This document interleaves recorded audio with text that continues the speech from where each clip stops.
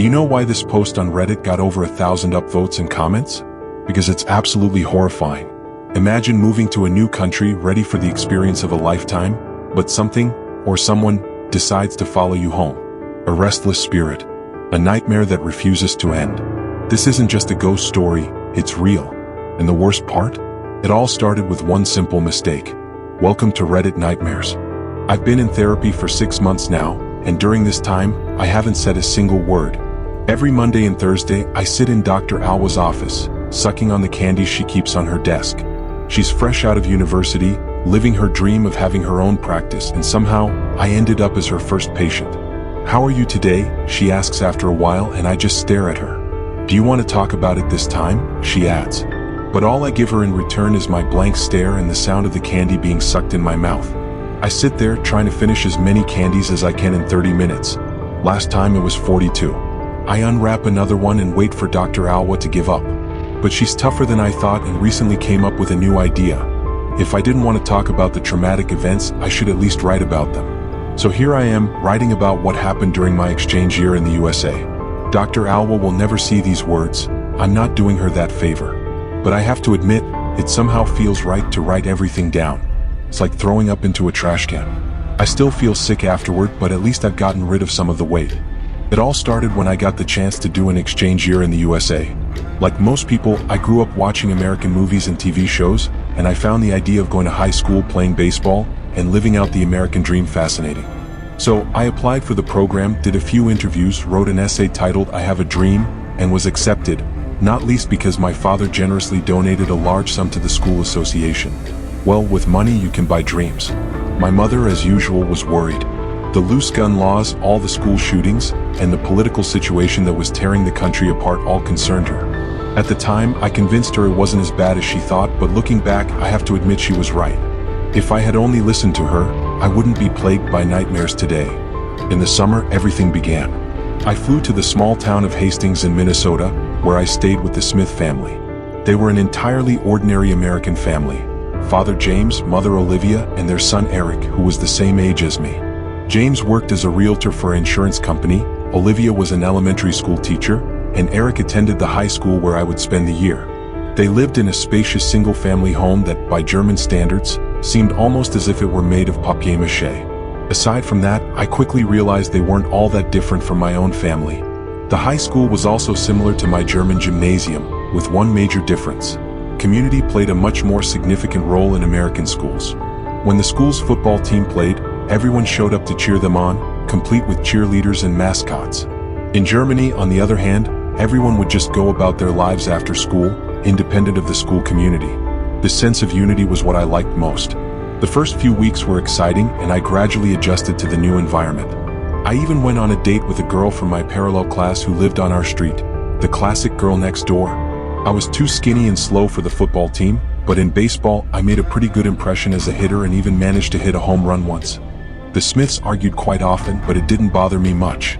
At home, we were used to shouting matches as well. Even though my English was improving, I still couldn't quite catch everything they were arguing about. Olivia would complain that James wasn't taking his heart medication and was eating unhealthily. One time, after coming back from a business trip, she found burger sauce on the corner of his mouth and made a scene. James turned bright red, and for a moment I honestly thought he might have a heart attack right there. But the main source of tension was their son, Eric. He really made life difficult for his parents. When I first arrived, he showed me to my room and casually mentioned that the toilet wasn't working, so I should just use a bucket under the sink instead. I didn't think much of it and did as he suggested, until James came over looking confused and asked if this was some kind of German custom not to use the toilet. Another time, Eric took me to the garage and showed me his dad's gun, a Beretta 92. It was the first time I had ever held a gun, and it felt surreal. In Germany, that would have been unimaginable, but for Eric, it seemed perfectly normal. "Wanna shoot it?" he asked with a strange grin, watching my unsure reaction. Then he laughed and put the gun away. Another point of conflict was Eric's desire to get his motorcycle license. There was an old bike in the garage that his uncle no longer needed, and Eric wanted it. He could have it, he said, if his parents allowed it and if he got a license. Of course, James and Olivia didn't approve. His mother argued that it was too dangerous, which seemed a bit hypocritical considering the loaded gun in the garage. They argued about it for a long time until Eric eventually lost interest in the bike and gave up. The day it happened, the day I find so hard to write about, was a clear summer day. The night before, I had been sick and had to stay home while Eric went to school. It was probably just a mild stomach bug. By the afternoon, I felt better and helped James in the garden while Olivia prepared dinner. It was a Tuesday and Eric had football practice, so he was usually home by 5 p.m. But he didn't come back and he didn't answer his phone. We ate dinner without him and I could feel Olivia's growing anxiety. "He'll be home soon," I said, trying to calm her, though I didn't truly believe it myself. What happened next burned into my brain like corrosive acid. And every time I close my eyes, I see the door slowly open and a figure enter the living room. It took me several seconds to realize that this something was Eric. His face was covered in blood, his right eye was hanging loose from its socket and the lower part of his left arm was missing. But what still haunts me in my nightmares to this day, and what Dr. Alwa would consider the reason for my post-traumatic stress disorder, was the fact that Eric no longer had any feet. He merely stumbled around the room on his leg stumps. I can still hear the sound his bones made as he staggered across the room. Clack, clack, clack. Then he collapsed in front of the dinner table. Later in the autopsy, they discovered that this was also the time of his death.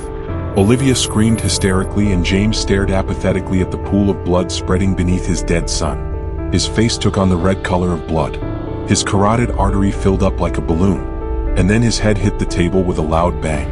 The police report later cited a myocardial infarction as the cause of death. It wasn't the sneaky burgers that killed him, but the sight of his zombie-like son. Olivia suddenly fell silent as she looked back and forth between the lifeless bodies of her son and her husband. She straightened up and smiled at me. "I'll be right back. Have some more of that meatloaf, darling," she said and left the room. I tried to turn James over to check if he still had a pulse. When I couldn't, I looked for my cell phone to call the ambulance. That's when Olivia came back. She still had that strange smile on her face. "Please excuse this mess," she said, and only then did I see that she was holding Jamie's gun. She put the Beretta in her mouth. "No," I shouted, but then the shot rang out. Pieces of her brain splattered in my face and her lifeless body hit the floor, right between Eric and James. I wiped the blood from my face and threw up on the floor, where my vomit mixed with the blood of my host family. When the sheriff arrived with his deputies, I was sitting at the dining table eating the meatloaf. Why I did that, I still don't know.